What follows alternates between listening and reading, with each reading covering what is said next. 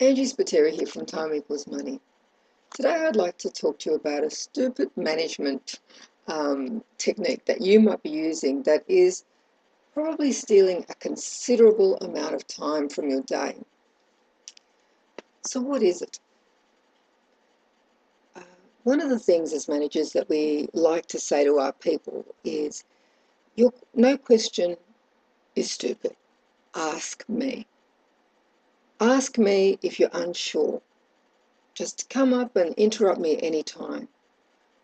So what we're in fact saying is that there's nothing I could possibly doing that's more important than your question. Even if there's other ways that you could actually find out the answer to that question, I don't want you to use those ways.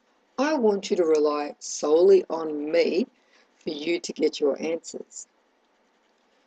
What happens when we do this technique is we make sure that nobody takes responsibility for their own learning and their own confidence.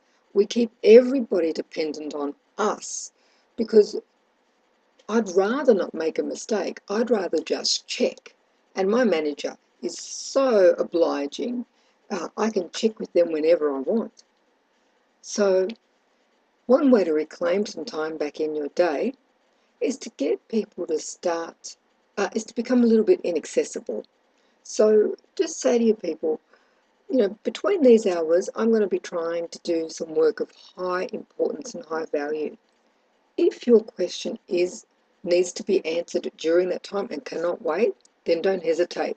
Come and see me and I'll answer the question for you. If you can wait, please wait until I'm free again.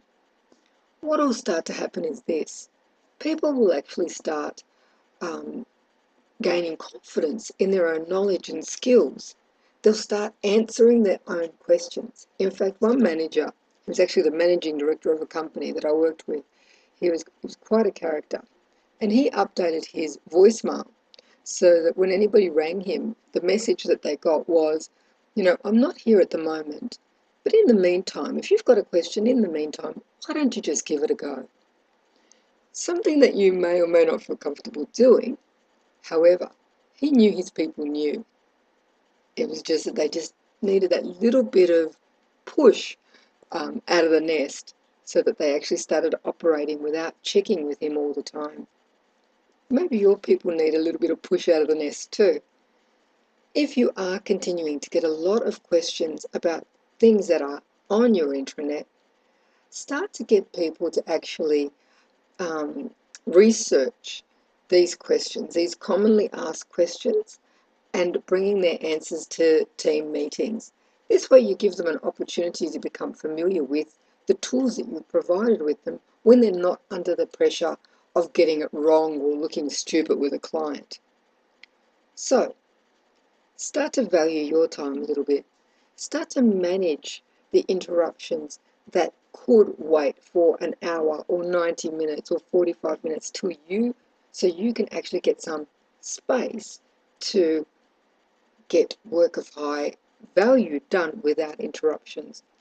If you do this, what will end up happening as well is that you'll get that work done in half the time. You'll get it done more accurately the first time, and you'll be able to get it done during business hours instead of outside of those hours when people aren't at work interrupting you. You're supposed to be able to get your business done during business hours. So start to look at how you're actually allowing people to take your time, how you're trading your time, and getting your work done during business hours. I hope this tip has been of value. As always, I'm open to your comments, your ideas, what techniques you use. Make sure you add a comment on our Facebook page if you like it. If you do like it, make sure you share this video with your colleagues and friends. Remember, the time is yours. Use it wisely and start now. All the best.